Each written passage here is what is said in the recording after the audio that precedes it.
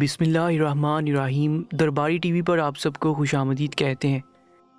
میں گھر پہنچا تو سامنے کا منظر میرے ہوش اڑا گیا۔ میرے ہی کمرے میں میری بیوی کے ساتھ چودھری صاحب بیٹھے تھے اور دونوں اتنے قریب تھے کہ میری آنکھیں بے یقینی سے پھٹی کی پھٹی رہ گئی۔ میری بیوی کی نظر مجھ پر پڑی تو وہ حیرت زدہ سی اٹھ کر میرے پاس آئی۔ تم اتنی جلدی کیسے لوٹ آئے؟ تم تو شہر گئے تھے، کیا خریداری کر لی؟ وہ مجھ سے سوال کر رہی تھی۔ میں نے غور سے اسے دیکھا، نہ اس کے چہرے پر کوئی گھبراہٹ تھی نہ کوئی بے سکونی۔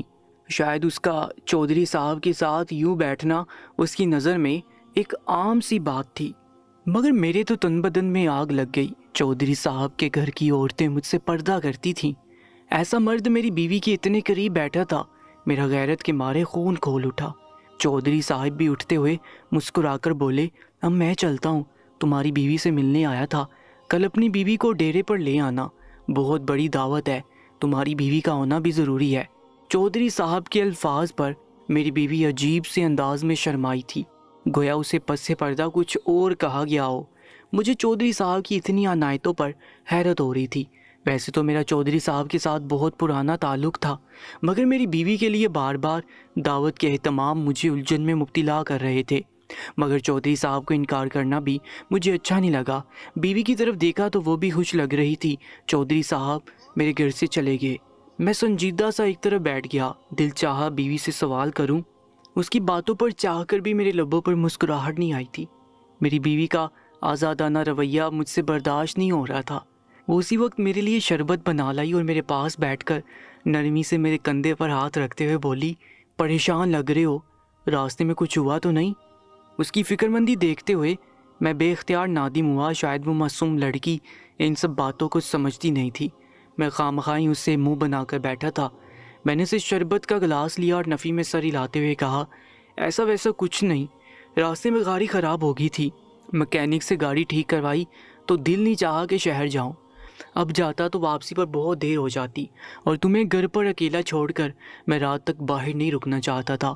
میری بات پر میری بیوی عجیب سے انداز میں ہنس پڑی، کہنے لگی، اکیلی کہاں تھی، چودھری صاحب چلے آئے تھے، ان کے ساتھ اچھا وقت گزرا، نہایت اچھے انسان ہیں، بتا رہے تھے کہ تمہیں بیٹوں کی طرح پالا ہے، تمہاری نسبت سے میں بھی ان کو بہت اچھی لگی ہوں، میرے لیے تحفہ بھی لائے۔ میری بیوی مسکراتے لہجے میں بول رہی تھی۔ میں نے سنجیدگی سے کہا، چودھری صاحب کا آنا مجھے حیران کر رہا ہے، میرے سامنے تو انہوں نے ایسا کوئی ذکر نہیں کیا کہ وہ میرے گھر آنا چاہتے ہیں۔ میری بیوی کہنے لگی، دراصل وہ مجھ سے اپنے بیٹوں کی طرف سے معافی مانگنے آئے تھے، بولے ان کے بیٹے مجھ میں بہت دلچسپی لینے لگے تھے اور میرا ذکر کرتے تھے۔ چودھری صاحب کو یہ اچھا نہیں لگا، انہیں لگا لوگوں کے ذریعے میرے کانوں تک یہ باتیں پہنچی ہوں گی اور مجھے یہ سب ناگوار گزرا ہوگا، اس لیے وہ خود آ کر مجھ سے معافی مانگ رہے تھے۔ اپنی بیوی کی بات پر میں چونک گیا۔ یہ سچ تھا کہ چودھری صاحب کے بیٹے الٹی سیدھی باتیں کر رہے تھے، مگر میں نے اپنی طرف سے وہ معاملہ ختم کر دیا۔ میں نہیں چاہتا تھا کہ چودھری صاحب گھر آ کر میری بیوی کو یہ بات بتا کر معافی مانگیں گے۔ میں چودھری صاحب کے غرور سے بخوبی واقف تھا، وہ عام لوگوں کو جوتے کی نوک پر رکھتے تھے، مگر میری بیوی سے ان کا رویہ بھی بڑا خاص تھا۔ میری بیوی کہنے لگی، میں نے چودھری صاحب کی معذرت قبول کر لی، ہمارے گھر پر تو کوئی آتا ہی نہیں کہ مجھے اس بات کی خبر ہوتی، اور میں اپنے حسن سے واقف ہوں، شہر میں بھی ایسا ہی ہوتا تھا، میرے ساتھ پڑھنے والے لڑکے میری پیٹھ پیچھے مجھ پر تبصرے کرتے رہتے، حسین صورتوں کو ایسے لوگ حسرت سے دیکھتے رہتے ہیں۔ میری بیوی کے لہجے میں غرور تھا، مجھے پہلی بار وہ بدلی ہوئی سی لگ رہی تھی، ایسا لگا جیسے میں اسے جانتا ہی نہیں ہوں۔ میں نے اس کا دیا شربت پی کر گلاس ایک طرف رکھ دیا۔ میری بیوی مسلسل بول رہی تھی، وہ چودھری صاحب کی اچھائی اور سادہ طبیعت سے متاثر ہوئی تھی۔ میرا سر چکرانے لگا، اس شربت کو پینے کے بعد ایسا لگا میرا دماغ سن ہو رہا ہے۔ میں بیوی کو نہیں بتا پایا کہ چودھری صاحب کا یہ رویہ خاص اس لیے تھا، ورنہ وہ عورت کو پیر کی جوتی کہنے والا مرد تھا، مگر میں نے سوچا اپنی بیوی سے کوئی الٹی سیدھی بات کر کے ماحول خراب نہ کروں۔ میں عجیب سی کیفیت میں گھر گیا تھا۔ اچانک بیوی کے قریب ہونے لگا، وہ ڈر کر دور ہوئی تو میں غصہ ہوا، میری علاوہ تمہیں سب اچھا لگتا ہے، مہمان نوازی بھی خوب آتی ہے، مگر ایک شوہر کا خیال نہیں، میں جب تمہارے قریب آتا ہوں تو تم مجھ سے دور ہو جاتی ہو۔ میں نے کہا، میں مرد ہوں، تم بھی اچھی طرح جانتی ہو کہ تم سے شادی میں نے تمہیں سجا کر یہاں بٹھانے کے لیے نہیں کی تھی۔ میرا دل جل رہا تھا، میرے ہاتھ جواب دے رہے تھے، سمجھ نہیں پا رہا تھا اچانک میرے ساتھ کیا ہوا تھا۔ ہوش میں نہ ہونے کی وجہ سے میرا لہجہ پہلی بار بیوی کے ساتھ سخت ہوا۔ میں ہر بار اس کا دور جانا برداشت نہیں کر سکتا تھا۔ میری بیوی اور چودھری صاحب کی قربت کے مناظر میری آنکھوں میں کھٹک رہے تھے۔ میں چاہ کر بھی اس منظر کو بھلا نہیں پایا تھا۔ میری بیوی اتنی معصوم نہیں تھی کہ وہ کسی مرد کا اپنے اس قدر قریب ہونا محسوس نہ کر پاتی۔ اس لمحے میری ایسی حالت ہو چکی تھی کہ اگر میری بیوی مزید ضد کرتی تو میں اس کے ساتھ زبردستی بھی کر بیٹھتا، مگر میری بیوی میری ناراضگی پر شرمندگی سے میرے قریب ہوگی۔ کہنے لگی، ایسا نہیں کہ میں تم سے محبت نہیں کرتی، یہ شادی میں نے اپنی مرضی سے کی ہے، تمہیں اپنا شوہر مانتی ہوں، بس شرم کے مارے تمہارے قریب نہیں آتی۔ وہ مجھے دوری کی وضاحت دے رہی تھی۔ وہ میری نہایت قریب چلی آئی تھی۔ میرا دل زور زور سے دھڑکنے لگا۔ اپنی بیوی کی اس ادا پر میں پاگل سا ہو گیا۔ ہوش و حواس تو پہلے جواب دے رہے تھے، ایسا لگا نشہ کیے بیٹھا ہوں۔ مجھے سب بھول گیا تھا۔ میری بیوی کو موڈ بدلنا آتا تھا۔ اس نے میرے غصے اور ناراضگی کو ایک لمحے میں ختم کر دیا تھا۔ اس رات میری بیوی نے میرے ساتھ بھی اپنے تعلق کو مضبوط کر لیا۔ ہمارے درمیان مزید فاصلے نہیں رہے تھے۔ میں نے اس رات کے صدقے اپنی بیوی کی ہر خطا معاف کر دی اور اسے دوبارہ چودھری صاحب کے حوالے سے سوال نہیں کیا۔ اگلی روز مجھے گزری رات کا کوئی منظر یاد نہیں تھا۔ مجھے اس بات کا قلق تو ہوا مگر خوش تھا کہ میری بیوی نے فاصلے مٹا دیے تھے۔ میرا ارادہ تھا کہ ڈیرے پر جا کر چودھری صاحب سے معذرت کر لوں گا۔ میں مزید اپنی بیوی کو کسی کے سامنے نہیں لانا چاہتا تھا۔ بہت مشکل سے میرا اس کے ساتھ تعلق بہتر ہوا تھا۔ میں اپنے اور اپنی بیوی کے درمیان کسی تیسرے مرد کو لا کر رشتہ نہیں بگاڑنا چاہتا تھا، مگر کام سے فارغ ہوا تو پتہ چلا کہ چودھری صاحب تو کسی ضروری کام سے اپنے گھر گئے ہوئے ہیں۔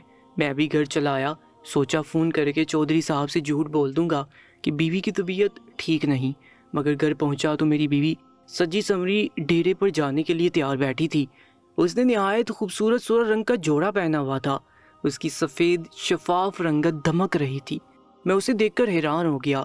کہنے لگی، تم نے آنے میں اتنی دیر کیوں کر دی؟ آج تو میں چودھری صاحب کے ڈیرے پر جانا تھا۔ چودھری صاحب نے خصوصی دعوت دی تھی، میں تو وہاں جانے کے لیے بہت بے چین ہو رہی ہوں۔ میری بیوی کا جوش دیکھنے والا تھا۔ میں چاہ کر بھی اسے نہیں بتا پایا کہ میرا جانے کا ارادہ ہی نہیں تھا۔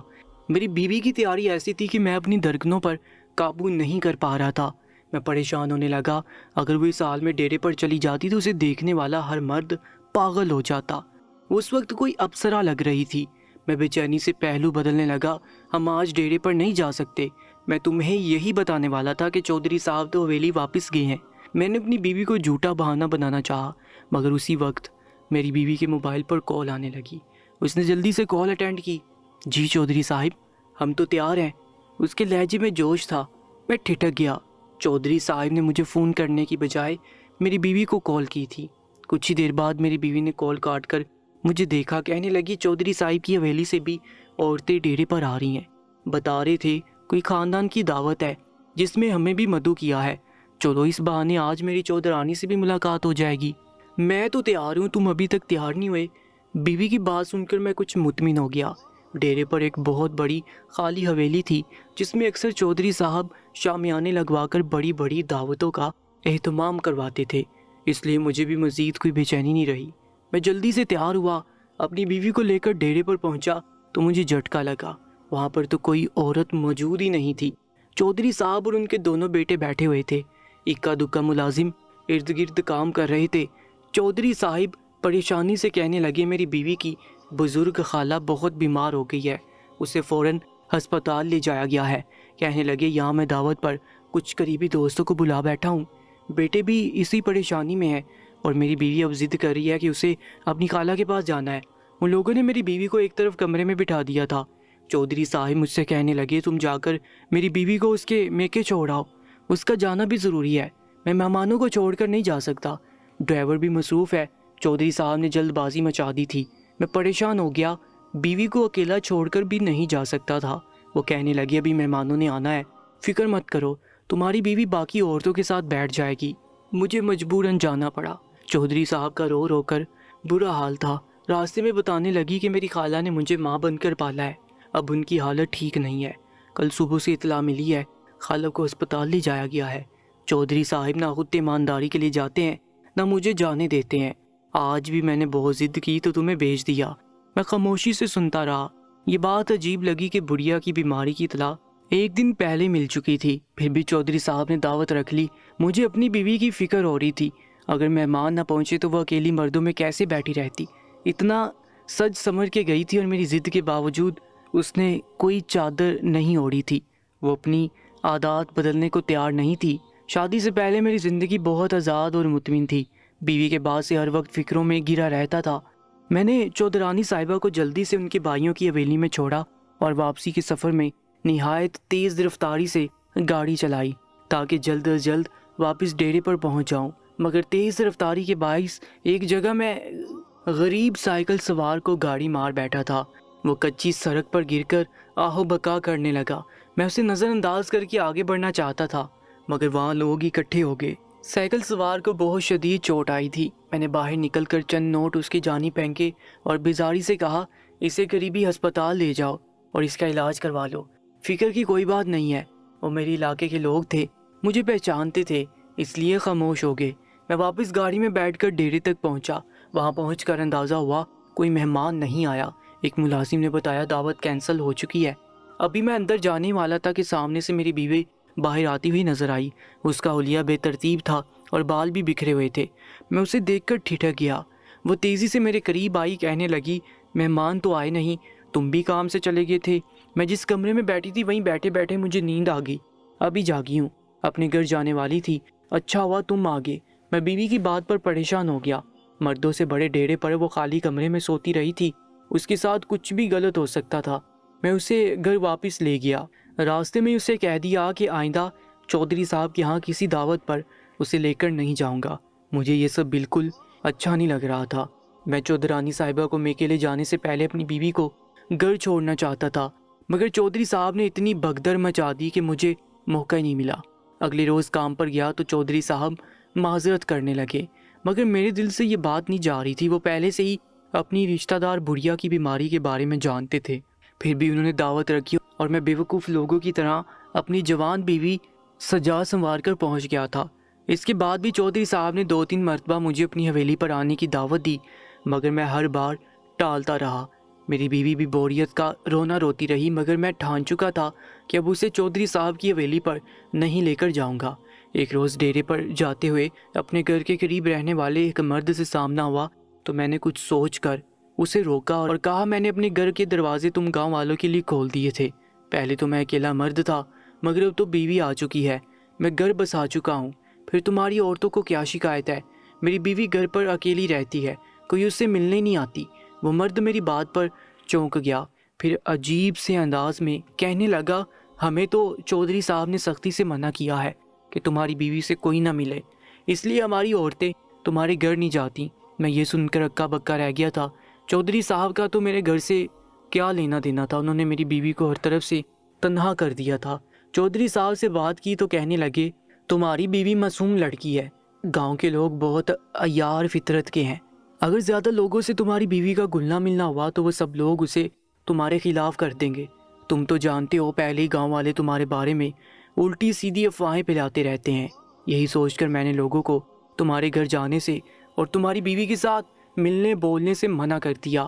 بہت مشکل سے تمہارا گھر بسا ہے، اتنی خوبصورت بیوی مل گئی ہے، اگر غلط فہمیاں ہوئی تو طلاق کی نوبت آ جائے گی۔ چودھری صاحب مجھ سے پوچھے بنا میرے گھر کے فیصلے کر رہے تھے، مجھے سمجھانے لگے، مگر میرا دل برا ہو گیا تھا۔ میں گاؤں والوں کی مخلصی کے بارے میں جانتا تھا، میرے بارے میں اگر الٹی سیدھی باتیں کی جاتی تھی تو قصوروار میں ہی تھا، میرا رویہ ہی اچھا نہیں تھا، اور یہ بھی سچ تھا کہ میرا عورتوں کے ساتھ بہت غلط برتاؤ ہو رہا تھا۔ مگر جب شادی پر میں نے گاؤں والوں کو اپنی شادی کی دعوت دی تو وہ سب بلائے میرے گھر چلے آئے۔ مجھے کسی سے کوئی شکوہ نہیں رہا تھا، اب میں سدھر رہا تھا تو لوگ بھی مجھے قبول کرنے لگے تھے، مگر چودھری صاحب نے خواہاں ان سادہ لوگوں کو میری بیوی سے دور کر دیا تھا۔ اب میری بیوی تنہائی کا شکار ہو کر چودھری صاحب کے قریب ہونے لگی تھی۔ مجھے یہ بات سخت ناگوار گزری تھی، مگر میں چودھری صاحب سے ٹکر بھی نہیں لے سکتا تھا۔ مجھے اس قابل بنانے والے چودھری صاحب تھے، میں ہمیشہ سے ان کا محتاج رہا تھا۔ میں علاقے کے لیے جتنا بھی سخت گیر یا طاقتور بن جاتا، چودھری صاحب کے سامنے آج بھی گردن جھکانی پڑتی تھی۔ مجھے خاموش ہونا پڑا، مگر چودھری صاحب میری غیر موجودگی میں اکثر میری بیوی سے ملنے چلے آتے۔ میں ڈیرے پر ہوتا تھا، جب گھر جاتا تو مہنگے تحائف دیکھ کر میرا خون کھول اٹھتا تھا۔ بیوی کو سمجھانے کی کوشش کی تو وہ الٹا ناراض ہونے لگی۔ میں تو اپنے تمام رشتے چھوڑ آئی ہوں، اب اپنوں کے لیے ترستی ہوں۔ اس گاؤں میں ایک واحد انسان ہے جو تم سے اتنا مخلص ہے۔ چودھری صاحب تمہاری وجہ سے مجھے ملنے آتے ہیں، تمہیں تو ان کا شکر گزار ہونا چاہیے۔ میں اپنی بیوی کی وضاحتوں کو قبول نہیں کر پا رہا تھا۔ میں حیران تھا، اس نے کبھی اپنے گھر والوں کو یاد نہیں کیا تھا، نہ کبھی وہ واپس لوٹ کر جانے کی بات کرتی تھی، مگر چودھری صاحب کے ساتھ اس کا دل لگ گیا تھا۔ مجھے یہ بات سخت بری لگتی تھی۔ وہ گھر میں سجی سنوری شہزادیوں کی طرح رہتی، ایسے میں انجان مرد کا میرے گھر آنا اور میرے کمرے میں بیٹھ کر میری بیوی سے قربت بڑھانا میری غیرت کو گوارا نہیں تھا۔ میں نے 2-3 مرتبہ ڈھکے چھپے الفاظ میں چودھری صاحب سے کہنے کی کوشش کی کہ وہ میرے گھر اکیلے میں مت جایا کریں۔ گاؤں کے لوگ بھی باتیں بنانے لگے تھے، مگر چودھری صاحب نے یہ کہہ کر ہاتھ جھاڑ دیے، لوگوں کا کیا ہے، وہ تو پہلے ہی تم پر بولتے رہتے تھے۔ جب ان لوگوں نے تمہیں اکیلا کیا تب میں ہی تمہارا والی وارث بنا تھا، آج تم لوگوں کے بولنے کی پرواہ کر رہے ہو۔ میں چودھری صاحب کی باتوں پر ضبط کر کے رہ جاتا تھا۔ گاؤں میں اور کوئی ایسا نہیں تھا جس کے ساتھ میری بیوی کے تعلقات اچھے ہوں، مجھے صرف چودھری صاحب ہی مخلص لگتے تھے۔ پھر ایک روز میری بیوی حویلی جا پہنچی، میں واپس گھر لوٹا تو اسی وقت میری بیوی بھی گھر میں داخل ہوئی تھی۔ میری حیرت پر اس نے مجھے بتایا کہ تمہیں تو فرصت نہیں۔ میں نے سوچا میں خود ہی جا کر چودھری صاحب کی بیوی سے ملنا ہوں۔ آج میں نے چودھری صاحب کی بیوی کے ساتھ بہت اچھا وقت گزارا تھا۔ وہ واقعی بہت اچھی خاتون ہے۔ انہوں نے مجھے اجازت دی ہے کہ میں جب چاہوں حویلی میں جا سکتی ہوں۔ میری بیوی بہت خوش لگ رہی تھی، اس کا چہرہ کھلا ہوا تھا۔ میں بھی یہ سوچ کر خاموش ہو گیا کہ چودھری صاحب سے اچھا تھا کہ میری بیوی حویلی کی عورتوں کے ساتھ دوستی کر لیتی، کم سے کم علاقے میں مجھ پر باتیں نہیں بنیں گی۔ اس کے بعد میری بیوی اکثر حویلی جانے لگی۔ میں ڈیرے پر ہوتا تو وہ سارا دن حویلی پر گزارتی تھی اور میرے واپس آنے سے کچھ ہی دیر پہلے گھر لوٹ کر آتی تھی۔ وہ خوش رہنے لگی اور میں مطمئن تھا کہ وہ گھر پر اکیلی نہیں ہوتی۔ چودھرانی صاحبہ کا مزاج بھی میں جانتا تھا، وہ واقعی بہت شفیق عورت تھی۔ چودھری صاحب کی وجہ سے میری بھی ان کی بیوی کے ساتھ اچھی سلام دعا تھی۔ میں چودھرانی صاحبہ کے اچھے سلوک اور نرم دلی کی وجہ سے اکثر ان کے کام بھی کر لیا کرتا تھا۔ میں یہ سوچ کر خوش ہوتا رہا کہ میری بیوی اچھی صحبت میں بیٹھ رہی ہے، یقیناً چودھریوں کی عورتیں گھر چلانے کے طور طریقے بھی سکھا دیں گی۔ جب سے میں نے اپنی بیوی کو آزادانہ حویلی میں آنے جانے کی اجازت دی تھی، وہ میرے ساتھ بھی خوش رہنے لگی اور کبھی میری حق تلفی نہیں کی تھی۔ مجھے خوش ہونا چاہیے تھا، مگر نہ جانے کیوں میرے اندر بے سکونی بڑھتی جا رہی تھی۔ جھٹکا تو تب لگا جب علاقے کی دائی نے ایک روز مل کر بتایا کہ میری بیوی ماں بننے والی تھی، مگر اس نے الٹی سیدھی دوائیاں لے کر بچے کو مار ڈالا تھا۔ میری بیوی نے مجھے اس بات کی خبر ہی نہیں ہونے دی۔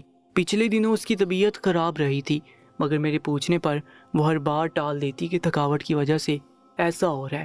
میں تیش میں گھر پہنچا، غصے میں بیوی سے سوال کیا تو وہ اطمینان سے کہنے لگی، ابھی میں بچے سنبھالنے کے قابل نہیں ہوں، ابھی تو مجھے گھر چلانے کا طور طریقہ نہیں آتا۔ بیوی کے الٹے سیدھے دلائل سن کر میرا دماغ گم گیا۔ میں نے نہایت سختی سے اپنی بیوی کو کہا کہ آج کے بعد تم نے کوئی ایسی ویسی حرکت کی تو میں اپنے ہاتھوں سے تمہاری جان لے لوں گا۔ کبھی کبھی مجھے اپنی بے بسی پر بہت غصہ آتا تھا۔ بیوی کی حسین صورت اور جوانی مجھے کوئی بھی فیصلہ نہیں لینے دیتی تھی۔ میں اتنا بے غیرت ہوتا جا رہا تھا کہ جو بھی الٹی سیدھی بات پتہ چلتی بیوی کو دھمکا ڈرا کر خاموش ہو جاتا تھا، مگر اسے چھوڑنے کے لیے تیار نہیں ہو رہا تھا۔ میں بوجھا بوجھا سا رہنے لگا، نہ کام پر دل لگتا تھا نہ ڈیرے پر بیٹھا جاتا تھا۔ دن میں جب موقع ملتا میں گھر بھاگا چلا جاتا، مگر بیوی اکثر گھر سے غائب ہوتی۔ مجھے بار بار بیوی کے پیچھے حویلی جانا اچھا نہیں لگتا تھا، کیونکہ حویلی کی عورتیں مجھ سے پردہ کرتی تھیں۔ میں نے اپنی بیوی کو سمجھانے کی کوشش کی کہ اپنے گھر میں دل لگاؤ، ارد گرد لوگوں سے بھی ملا جلا کرو، مگر وہ اپنی مستی میں مست رہتی تھی۔ ہماری شادی کو مہینے سے اوپر ہو گیا تھا، نہ بیوی میں کوئی بدلاؤ آیا تھا نہ ہی مجھے سکون مل رہا تھا۔ ایک روز چودھرانی صاحبہ کو ان کے میکے سے لا رہا تھا کہ راستے میں کہنے لگی، آج تو مجھے اپنی بیوی سے ملوا دو، مجھے اپنے گھر لے جاؤ، تمہاری شادی کو 1.5 ماہ ہو چکا ہے مگر تم نے آج تک مجھے اپنی بیوی کی صورت نہیں دکھائی۔ یہ سن کر تو مجھ پر قیامت ٹوٹ پڑی تھی۔ میری بیوی روزانہ حویلی جانے کا بول کر سارا دن گھر سے غائب رہتی، اور جس عورت کے نام پر وہ مجھے بے وقوف بنا رہی تھی اس نے میری بیوی کو آج تک دیکھا ہی نہیں تھا۔ میرا تو غصے سے برا حال ہو گیا، مگر میں نے چودھرانی صاحبہ کے سامنے کچھ ظاہر نہیں کیا اور انہیں سیدھا اپنے گھر لے گیا۔ خوش قسمتی سے میری بیوی بھی تب گھر پر ہی تھی۔ چودھرانی صاحبہ نے میری بیوی کو دیکھا تو انہیں جھٹکا لگا۔ وہ کتنی دیر بے یقینی سے میری بیوی کو دیکھتی رہی۔ میری بیوی نے ان کی خوب آؤ وقت کی، مگر چودھرانی صاحبہ کے چہرے کے تاثرات بہت عجیب سے تھے۔ میں تب خود پریشان تھا، اس لیے چودھرانی صاحبہ کا رویہ محسوس کر کے بھی کوئی رد عمل نہیں دیا۔ میں اپنی بیوی سے سوال کرنا چاہتا تھا کہ وہ حویلی کا بول کر کہاں جاتی تھی۔ چودرانی صاحبہ کو حویلی چھوڑنے گیا تو راستے میں انہوں نے مجھے ایسی بات بتائی جسے سن کر میں ساکت رہ گیا۔ میں جیسے تیسے چودرانی صاحبہ کو حویلی چھوڑ کر واپس پہنچا۔ بیوی مزے سے بیٹھی ٹی وی دیکھ رہی تھی۔ میں غصے سے چیخ اٹھا، تم نے مجھ سے اپنی حقیقت کیوں چھپائی؟ پہلی ملاقات سے لے کر آج تک میری بیوی کی ہر بات اور رویہ سب جھوٹا تھا۔ وہ میرے سوال پر ٹھٹک کر مجھے دیکھنے لگی، پھر اطمینان سے بولی، تم بھی تو میرے حسن پر فریفتہ ہو گئے تھے۔ تمہیں اتنی خوبصورت لڑکی مل گئی، ورنہ تمہاری شکل شادی کے قابل کہاں تھی؟ اپنی بیوی کے لہجے میں تمسخر محسوس کر کے میرا دماغ گم گیا۔ میں نے ایک دم آگے بڑھ کے اپنی بیوی کے بال دبوچے اور اسے گھسیٹتے ہوئے کمرے میں لے گیا۔ وہ بری طرح چیخنے لگی اور مجھے دھمکیاں دینے لگی، مگر مجھ پر اس کے دھمکانے کا کوئی اثر نہیں ہوا۔ میں اس وقت پاگل ہو گیا تھا۔ چودرانی صاحبہ کے الفاظ میرے دماغ پر ہتھوڑے کی طرح برس رہے تھے۔ وہ مجھ پر حیران ہو رہی تھی، تم اچھے خاصے مرد ہو، پھر آخر ایک لڑکی کے ہاتھوں بے وقوف کیسے بن گئے؟ وہ کوئی عزت دار شریف لڑکی نہیں ہے۔ تقریباً سال بھر پہلے وہ میرے بھتیجے کی شادی پر رقص کے لیے آئی تھی۔ وہ ایک عام سی رقاصہ ہے جس کی قیمت لگا کر نہ جانے کتنے مرد اس کے حسن کا فائدہ اٹھاتے رہے ہیں۔ تم نے کوٹھے والی لڑکی سے شادی کر لی اور تمہیں اندازہ ہی نہیں ہوا کہ وہ پاک دامن نہیں ہے۔ چودرانی صاحبہ کی بات پر مجھے جھٹکا لگا تھا۔ مجھے وہ دن یاد آیا جب میری بیوی نے مجھے شربت کا گلاس دیا تھا، جسے پینے کے بعد میں ہوش و حواس کھو بیٹھا تھا اور نشے کی حالت میں اپنی بیوی کے قریب ہوا تھا۔ مجھے کچھ یاد نہیں رہا تھا۔ مجھے اس روز چودرانی صاحبہ کی باتیں سن کر پہلی بار احساس ہوا کہ میری بیوی نے وہ شربت جان بوجھ کر مجھے دیا تھا۔ میں اپنی بیوی پر چیخ رہا تھا۔ شرمندہ ہونے کی بجائے میرا تمسخر اڑانے لگی۔ تب اس نے مجھے حقیقت بتائی کہ پہلی بار وہ چودھری صاحب کے کہنے پر ہی میرے پاس آئی تھی۔ چودھری صاحب گھر بار والے تھے۔ ان کی جائیداد اور دولت میں آدھے سے زیادہ حصہ ان کی بیوی کا تھا۔ وہ اپنی بیوی کی موجودگی میں اپنے پسندیدہ رکھیل کو نہ شہر میں رکھ سکتے تھے، نہ گاؤں میں رکھنے کی ہمت تھی، کیونکہ چودرانی صاحبہ کے بھائیوں کی پہنچ بہت دور تک تھی۔ ایسے میں چودھری صاحب کو میں نظر آیا تھا، ایک لاوارث مرد جس کا گھر خالی تھا اور میں شادی شدہ بھی نہیں تھا۔ اس لڑکی کو کوٹھے سے خرید کر چودھری صاحب نے میرے نکاح میں دے دیا تھا اور میری پیٹھ پیچھے میری بیوی کے ساتھ عیاشی کرتے رہے۔ میں اس خوبصورت جوان لڑکی کی تعریفوں پر اندھا ہو گیا اور بنا سوچے سمجھے اس سے نکاح کر لیا۔ لوگوں کے سامنے وہ میری بیوی تھی، مگر دراصل وہ چودھری صاحب کی خریدی ہوئی بازاری عورت تھی۔ میری بے خبری میں وہ چودھری صاحب اور ان کے بیٹوں کو خوش کرتی تھی اور میں اپنی بیوی کے حسن اور خیرات میں دیے کچھ وقت پر خوش ہوتا رہا تھا۔ بعد میں خبر ہوئی کہ ڈیرے پر گزارا وہ وقت اور جب پورا دن میری بیوی حویلی کا بول کر نکلتی تھی اور ان کے بیٹوں کے پاس جاتی تھی، میں اس کی حقیقت جان کر غصے سے پاگل ہو رہا تھا۔ مجھے چودھری صاحب سے شدید نفرت محسوس ہوئی۔ اس لڑکی کا گھناؤنا روپ مجھے اتنا غصہ دلا گیا کہ میں نے سوچے سمجھے بغیر اپنی بیوی کو کمرے میں بند کر کے مار ڈالا۔ اس کی لاش گھر میں پڑی رہی اور میں اپنا ضروری سامان سمیٹ کر راتوں رات گاؤں سے فرار ہو گیا۔ میرے پاس اچھی خاصی رقم جمع ہو چکی تھی۔ میں کراچی جیسے بڑے شہر میں آ کر بس گیا۔ مجھے آج بھی اپنے کیے پر کوئی پچھتاوا نہیں ہے۔ مجھے استعمال کیا گیا تھا۔ میں نے اسے دھوکے باز لڑکی کو انجام تک پہنچایا تھا۔ اگر میرے پاس اتنی طاقت ہوتی تو میں چودھری صاحب کو بھی مار ڈالتا۔ مجھے فرار ہوئے 6 ماہ ہو چکے ہیں۔ میں کسی ایک ٹھکانے پر مستقل نہیں رہتا، بھاگتا ہی رہتا ہوں۔ ڈرتا ہوں کسی روز پولیس یا چودھری صاحب کے بندوں کے ہاتھ لگ گیا تو نہ جانے میرا کیا انجام ہوگا۔ اب سوچتا رہتا ہوں شاید گاؤں والے میری بیوی کی حقیقت کبھی نہیں جان پائیں گے۔ شاید مجھے گاؤں میں ایک گٹھیا مرد کے طور پر یاد کیا جاتا ہوگا، یا شاید چودرانی صاحبہ نے لوگوں کو میری بیوی کی حقیقت بتا کر مجھے غیرت مند ثابت کر دیا ہوگا۔ کون جانے میرے پیچھے کیا ہوا تھا۔ اگر آج کی کہانی آپ کو اچھی لگی ہے تو کمنٹ سیکشن میں اپنی قیمتی رائے سے ضرور آگاہ کیجیے گا اور اپنا نام اور اپنے شہر کا نام اس ویڈیو کے کامنٹ باکس میں ضرور لکھیے گا۔ انشاءاللہ ملاقات ہوگی ایک نئی کہانی کے ساتھ۔ تب تک کے لیے اللہ نگہبان۔